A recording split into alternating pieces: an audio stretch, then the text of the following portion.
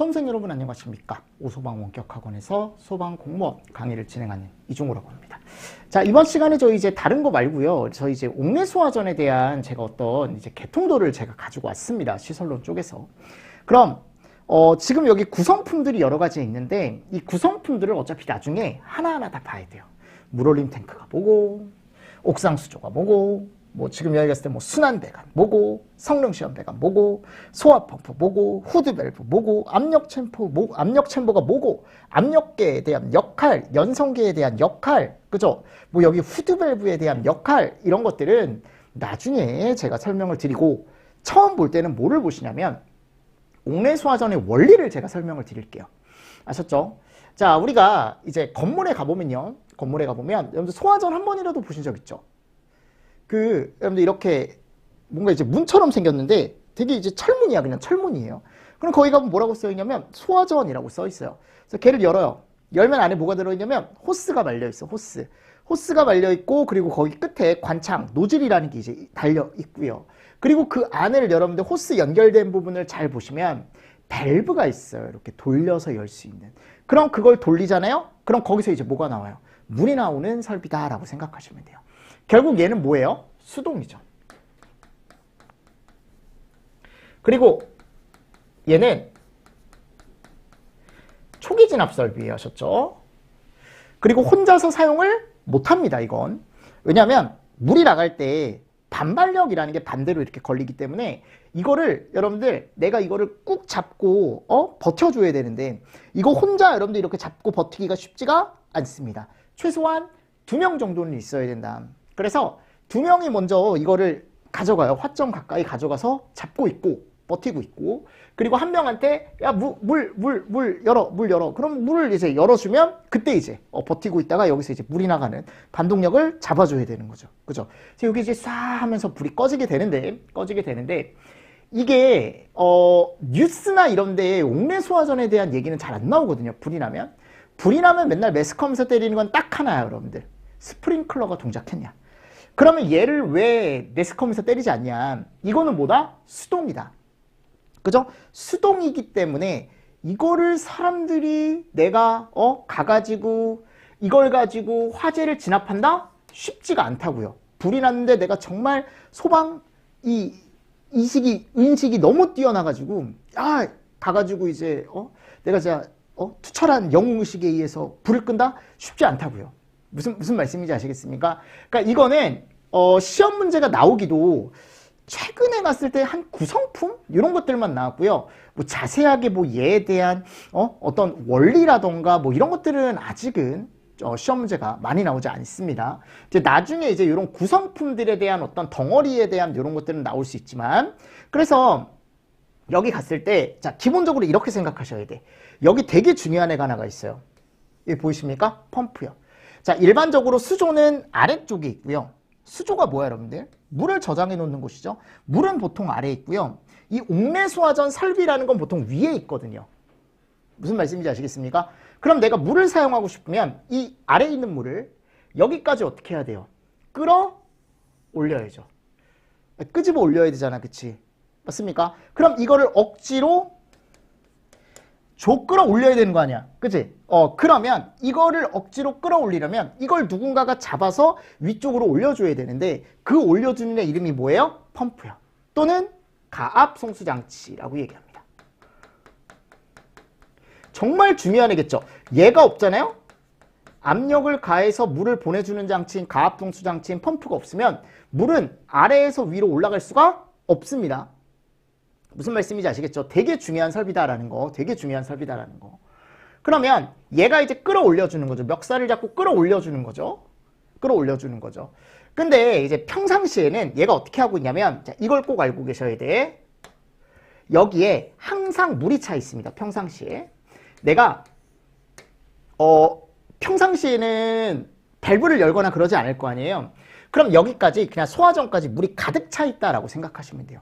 그때 펌프는 동작하지 않겠죠. 왜냐면 평상시니까. 굳이 끌어올릴 필요가 없으니까요. 그죠?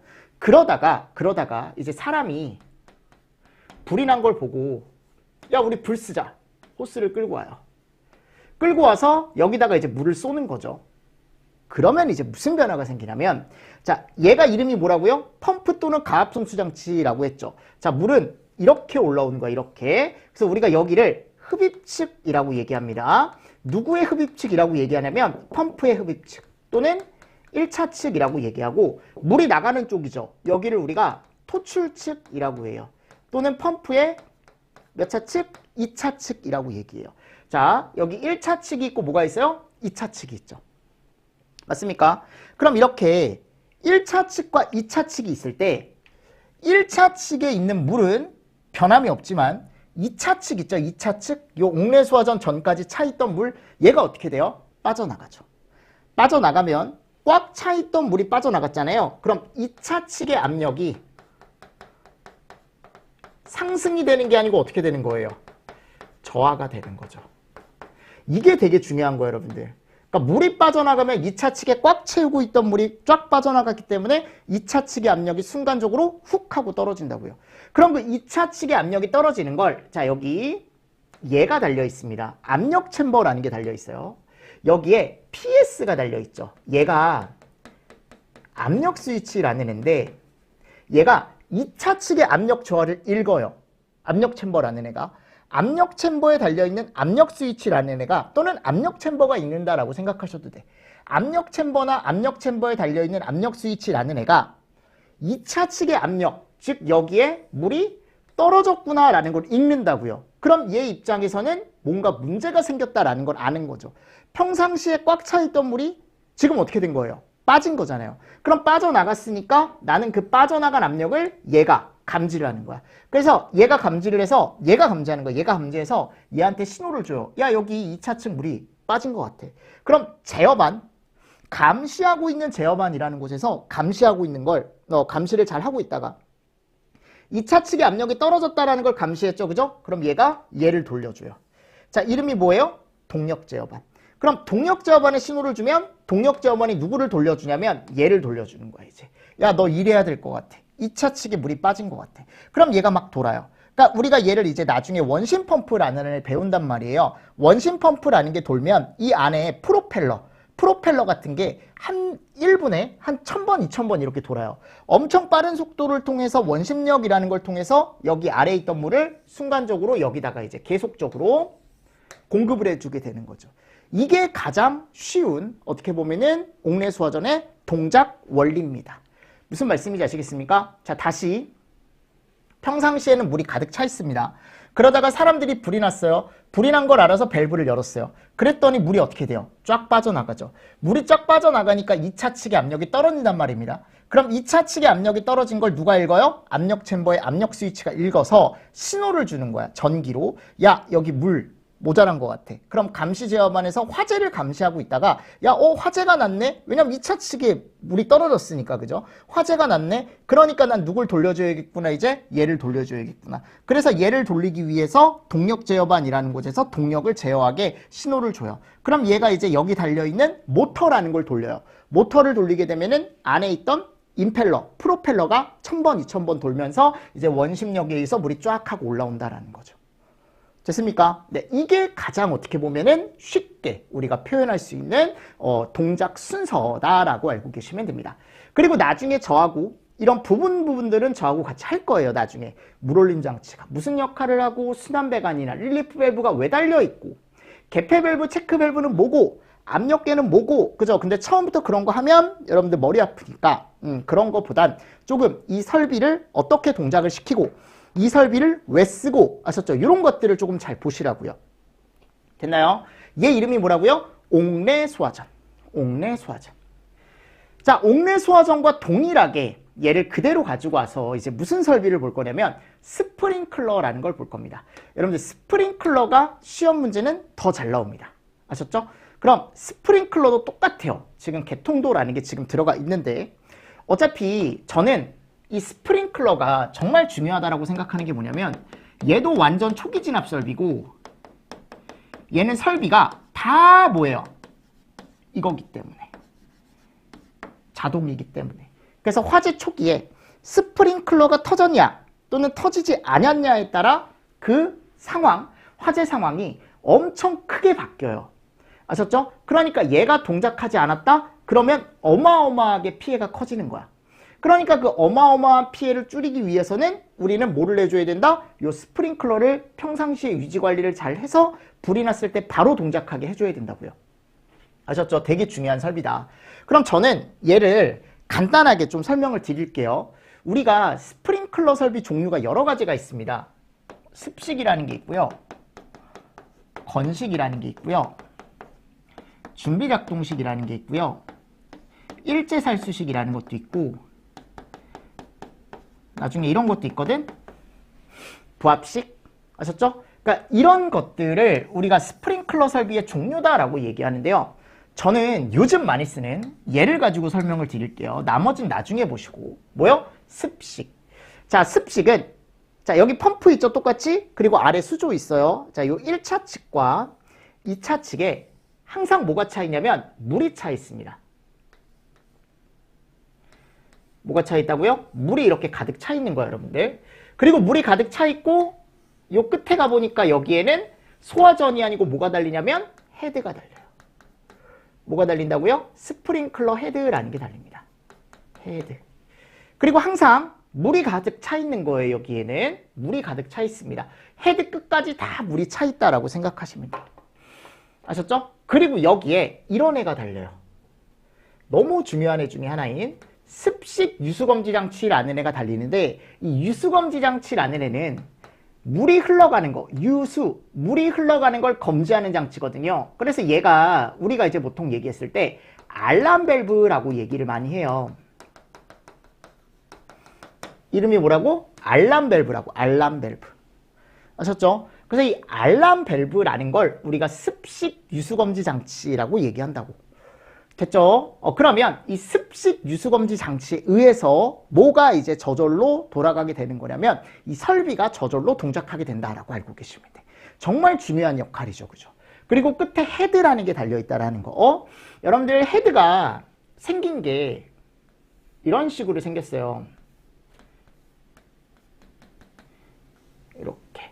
그래서 여기가 가멸부고 가멸부라는 부분이 있고요. 요거 있죠? 얘가 프레임. 그리고 얘 이름이 반사판이에요. 디플렉타라는 부분이 있습니다. 근데 지금 제가 말씀드리고 싶은 건 뭐냐면 얘를 잘 보세요. 요 가멸부라는 놈이 유리거든요. 보통 우리가 유리벌브라는 걸 써요. 근데 유리 안에 얘가 들어있습니다. 액체가 들어있어요. 알코올 또는 에테르 이런 애가 들어있어요. 그래서 내가 만일 불이 나잖아요. 그러면 열이 올라가면서 요 유리 있죠. 유리 안에 들어있는 알코올이나 에테르를 팽창을 시킵니다. 왜냐하면 온도가 올라가게 되니까 이게 팽창이 되거든요. 그럼 팽창이 되게 되면은 결국은 이 유리가 견디지 못하고 어떻게 되냐면 파괴가 돼요. 쨍그랑. 무슨 말씀인지 아시겠습니까? 파괴가 돼요. 그럼 파괴가 됐어요. 쨍그랑하고 깨졌어요. 그럼 여기 있던 물이 어떻게 될까 이제? 쏟아지는 거죠. 됐나요? 근데 뭐 하나를 알고 계셔야 되냐면 이 유수검지 장치가 생긴 게 이렇게 생겼어요. 여기 클래퍼라는 게 달려있어. 클래퍼. 그래서 평상시에는 여기에도 뭐가 차 있고 물이 차 있고 요 헤드까지 여기도 제가 물이 차 있다 그랬죠. 그럼 항상 이 물과 물이 동일한 힘을 가지고 요 클래퍼라는 걸 닫아주고 있어요. 그러니까 여기 이제 걸쇠 같은 게 있는 거야. 걸리는 데가. 닫아주고 있다가 제가 방금 그랬죠. 헤드가 쨍그랑하고 깨져요. 그럼 쨍그랑하고 깨지면 요 클래퍼가 어떻게 될까요? 제껴지죠. 왜 제껴져요? 아니 물이 밀고 올라가니까. 그러면서 계속 여기 이제 뭐가 쏟아져요? 물이 쏟아지는 거죠. 그럼 유수검지 장치 입장에서는 클래퍼가 열렸고 물이 지나갔잖아요. 그럼 유수가 됐네. 유수. 그럼 이 유수가 된 걸 압력 스위치가 있는 거죠. 그래서 얘가 화재 신호를 줘요. 야 여기 불 났어. 무슨 말씀인지 아시겠습니까? 그리고 나서 2차 측 압력이 떨어졌죠. 왜냐면 여기잖아요. 여러분들 펌프 2차 측 압력이 떨어지잖아요. 물이 나갔으니까. 그럼 아까처럼 누가 동작해요? 압력 챔버가 동작을 해서 PS가 동작을 하는 거죠. 그럼 얘가 또 제어반, 수신반이나 제어반에 신호를 줘서 모터를 돌려요. 그럼 이제 계속적으로 물이 공급이 되게 되는 거죠. 무슨 말씀인지 아시겠습니까? 이게 무슨 설비라고요? 스프링클러 설비. 그러니까 스프링클러 설비는 내가 직접 밸브를 열지 않아도 알아서 헤드가 어떻게 되면서 깨지면서 그죠? 동작을 하게 되는 설비다라고 알고 계시면 되겠죠. 너무 중요한 설비다. 그죠? 너무 중요한 설비 아닙니까? 솔직히 얘기하면. 그죠? 그러니까 저절로 내가 야간에도 동작을 시킬 수 있는 거죠, 얘가. 그러니까 야간에 동작을 시킬 수 있기 때문에 얘를 많이 사용을 하는 거죠. 사람이 없더라도 혼자 동작을 할 수가 있으니까. 옥내 소화전은 유령이 이걸 열지 않는 이상은 사람이 없으면 사용을 할 수가 없잖아요. 그렇죠? 그리고 신뢰성도 얘가 더 좋아요. 아셨죠? 그래서 평상시에 이 설비를 유지 관리를 되게 잘해줘야 된다. 스프링클러라는 걸. 그래서 우리가 요즘 이제 작동 점검이라던가 또는 이제 종합 점검 이런 것들을 여러분들이 또 보시면 되는데 그런 건 이제 나중에 저하고 법규 때 보시면 된다고요. 그런 게 요즘 많이 뭐가 되냐면 강조가 돼 있거든요. 점검이라는 게. 아셨죠? 자, 됐습니다. 자, 그리고 나서 나머지는 여러분들 그냥 나중에 보세요. 나중에 큰 것들. 그러니까 저는 지금 동작 순서 위주로 좀 설명을 드리는 거죠. 원래는 이제 CO2도 한번 보면 좋은데 CO2는 나중에 봅시다. 아셨죠? 자, 그리고 자탐. 이게 어떻게 보면 또 메인이죠. 경보 설비의 메인. 근데 여러분들 우리가 자탐 설비라는 건요. 불이 나잖아요. 그죠? 그럼 얘는 뭔가 소화를 하는 게 아니고 사람들이 어떻게 할 수 있게 도망갈 수 있게 도와주는 설비거든요. 경보 설비. 천장을 보시면 이런 게 달려있는 걸 한 번이라도 보신 적 있을 거야. 플라스틱으로 돼가지고 뭔지 모르겠는데 약간 이렇게 밥그릇처럼 이렇게 툭 튀어나와 있어요. 그죠? 지금 제 사무실에도 하나, 두 개 이렇게 설치되어 있거든요. 얘가 감지기라는 애입니다. 그럼 이 감지기는 열이나 연기 또는 불꽃 이런 것들을 감지해주는 애예요. 그러니까 내가 만일 화재가 났을 때 거기서 이제 열이 많이 난다? 그럼 얘가 동작을 해요. 또는 거기서 이제 연기가 많이 나온다? 그러면은 연기가 또 동작해요. 아셨죠? 연기 감지기가 동작을 하는 거죠. 연기가 나오면. 또 불꽃이 나왔다? 그럼 그 불꽃 모양을 보고 불꽃 감지기라는 게 동작을 해요. 그래서 이거를 자동으로 알려주는 거야. 자동으로. 자, 어디다 알려주냐? 신호를 받아주는 수신기라는 곳에 알려줘요. 아셨죠? 이건 뭐라고요? 자동이에요. 즉 야간이나 사람이 없을 때도 알 수 있는 거죠. 자, 이것도 많이 보셨죠? 얘가 뭐예요? 내가 직접 누르는 거. 이름이 뭡니까? 발신기죠. 누르는 거죠. 직접 누르면 따르르릉 하고 여기 바로 수동으로 신호가 들어가는 거죠. 그래서 수신기에 바로 신호가 입력이 들어가면은 수신기 쪽에서 이제 음향을 울려주고 혹시 거기 소화 설비가 있는데 이게 스프링클러하고 그래서 얘를 연동을 시켜 놓는 경우가 있거든요. 준비 작동식 같은 경우는. 그래서 만일 준비 작동식이다라고 하면은 소화 설비가 동작을 하는 거고. 또 그럼 사람들은 유도등이라는 걸 보고 피난을 할 수 있게 되는 거죠. 자, 이게 유기적으로 정말 잘 돌아가야 돼. 대신에 얘는 이제 수동이고, 그죠? 수동이라는 걸 제가 아까 안 썼는데. 맞습니까? 그래서 이 전체, 특히 감지기, 발신기, 수신기, 그리고 여기 음향장치, 경종이라고 하는 애가 얘네를 합쳐서 우리가 무슨 설비라고 얘기한다? 자동화재 탐지 설비라고 얘기한다. 너무 중요한 애들입니다. 아셨죠? 무조건 알고 계셔야 돼. 그래서 이런 것들도 나중에 저하고 다 배울 거예요. 각각의 구성품들이 어떤 역할을 하고 어떻게 유기적으로 돌아가야 되는지. 됐습니까? 그리고 최근에 이제 많이 나오는 게 요런 거. 용어의 정의라는 게 있습니다. 유도등이 뭐고, 피난구 유도등이 뭐고, 이게 이제 화재 안전 기술 기준이라는 곳에 가보면 거기 용어의 정의가 있어요. 유도등은 이런 애고, 피난구 유도등은 이런 애고, 이런 정의는 나중에 저하고 암기를 하셔야 됩니다. 아셨죠? 이런 것들은 암기하는 방법이나 이런 것들 제가 포인트 되는 단어들이나 이런 것들은 나중에 제가 다 알려드려요. 아셨죠? 자, 이런 것들이 있다. 네, 그래서 소방시설로는 이렇게 이제 좀 간단하게 제가 좀 마치도록 하고, 파트 8에 가보면 이제 뭐가 나옵니까? 이제 재난관리법이 나오는데 이 재난관리법이 올해 시험 문제가 많이 출제가 되지 않았습니다. 그쵸? 거의 안 나왔어요. 거의 안 나왔습니다. 그래서 이 재난관리법도 간단하게만 여러분들 정리를 좀 해주시면 되는데 원래 한두 문제가 나오지만 올해는 한 문제 딱 출제가 됐습니다. 그래서 너무 많이 준비를 할 필요가 없지 않나 이제는. 그래도 기출문제 정도는 풀 수 있게 연습을 해야겠죠. 양이 엄청 방대합니다. 여러분들 나중에 이제 소방기본법 또는 이제 시설법, 뭐 공사업법 이런 걸 배울 텐데 그런 거 배우다가 여러분들 얘를 또 배우려고 하면은 머리가 너무 아파. 안 그래도 소방법도 많은데 재난법까지? 그죠? 그래서 여기에서 우리가 딱 필요한 것만 저는 발췌해서 보통 공부를 하라라고 말씀을 드리는데 대부분 거기서 걸려요. 하셨죠? 지금까지 한 번도 벗어난 적 없습니다. 벗어난 적 한 번도 없어요. 그러니까 우리가 봤을 때 이제 재난관리법도 전체를 다 볼 필요가 없는 게 보면은 앞쪽에 시험 범위가 있잖아요. 그런 거 시험 범위 안쪽에서만 조금 학습을 해주시면 되거든요. 그래서 그 시험 범위에 대해서만 나중에 강의를 해드릴 거예요. 아셨죠? 그 외의 거는 올해 제가 이제 추가 문제나 이런 걸로 그 외의 것도 좀 준비를 시켜드렸는데 안 나왔어요. 일단 올해는 안 나왔고 그렇다고 그 추가 문제를 올해도 뭐 빼진 않을 거고 그냥 이런 것들은 참고로 보셔라 이런 식으로 제가 설명을 드릴 것 같아요. 그래서 재난관리법 제가 왜 배워야 된다 그랬어요? 재난이 뭔지 알아야 된다. 근데 이 재난에 가보면 사회재난 쪽에 뭐가 들어가 있다? 화재. 이것 때문에 우리가 배우는 거야. 화재도 뭐다? 재난이다. 그래서 우리가 이 재난관리를 뭐로 정해놓고 있다? 법으로 정해놓고 있다.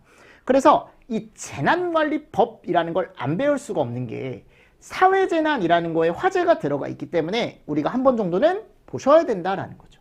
그래서 재난의 정의 읽어보시고 우리가 시험 문제 많이 나왔던 게 이거거든요. 다음 중 자연재난과 사회재난의 구분으로 옳지 않은 것 또는 자연재난이 아닌 것은 사회재난이 아닌 것은 또는 보기에다가 여러 가지 재난을 넣어놓고 다음 중 사회재난을 모두 골라라. 다음 중 자연재난을 모두 고르시오. 이런 식으로.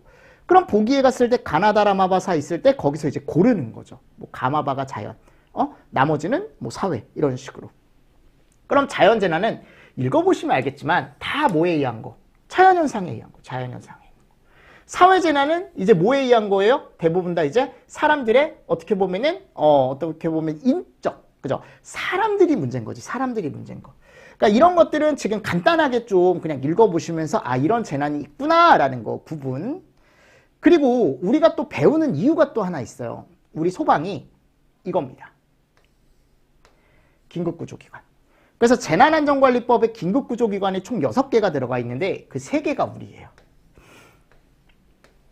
그래서 배우는 거야 여러분들. 그래서 이것도 시험지 잘 나오죠. 긴급구조기관의 종류가 아닌 것은 또는 보기에 갔을 때 다음 중 긴급구조기관을 모두 고르시오라고 하면은 그런 것들을 여러분들이 조금 잘 정리를 해주시면 좋지 않을까라고 생각을 합니다. 무슨 말씀인지 아시겠습니까? 네. 그래서 이런 것들은 지금은 간단하게만 보시라는 거죠. 어차피 여기는 나중에 제가 설명을 드리겠지만 암기하는 부분이 거의 8할 이상이에요. 뭐 이해하는 부분도 있지만 암기하는 부분이 8할 이상이기 때문에 이런 데는 지금은 그냥 간단하게 이런 것 때문에 배우는구나 라는 것 정도만 보시라고요. 자, 그리고 소방의 역사와 발성 과정. 그래서 삼국시대부터 통일신라, 고려, 조선 전기, 조선 후기, 일제강점기, 뭐 자치소방, 미군정, 정부 수립 이후, 뭐 국가소방자치소방 이런 식으로 해서 제가 이제 봐야 되는 거 위주로만 넣어놨는데 당연히 여기서 뭐를 붙여야 될까요? 사를 붙여야죠. 그러니까 우리가 국사라는 걸 배우듯이 소방의 역사도 나중에 저하고 이제 배울 거라고요. 아셨죠? 그래서 소방학개론은 올해는 제가 좀 이렇게 이제 기초를 좀 간단하게 하는 게 기본을 빨리 시작하는 게 좋을 것 같아서 그래서 어차피 나중에 이걸 보고 저하고 같이 여기다가 살을 붙여서 이제 강의를 할 거기 때문에 이 자료를 한 번 정도는 그냥 한번 훑어보시면 될 것 같습니다. 아셨죠? 네, 이렇게 하시고 자 됐어요. 이렇게 해서 제가 기초이론을 마쳤고요. 자 이제 기본이론에 대한 걸 이제 들어갈 건데 기본이론은 일단 기본서가 있습니다. 아셨죠? 법규도 마찬가지고 학도 마찬가지고 그래서 이 기본서를 가지고 제가 이제 설명을 좀 한번 드려보도록 하겠습니다. 아셨습니까? 네, 그럼 조금 쉬었다가 제가 이제 첫 시간에는 뭐를 할 거냐면 책을 좀 소개를 하려고요. 이런 책을 가지고 할 거고 우리가 이런 책을 가지고 학개론을 할 거다. 이런 책을 가지고 법규를 할 거다. 이런 식으로 제가 좀 설명을 드리려고 하니까 조금 쉬었다가 저희 한번 책을 한번 쭉 한번 훑어보도록 하겠습니다. 약간 책에 대한 프리뷰라고 생각하시면 돼요. 아셨죠? 자, 이번 시간도 수고 많으셨습니다. 수고하셨습니다.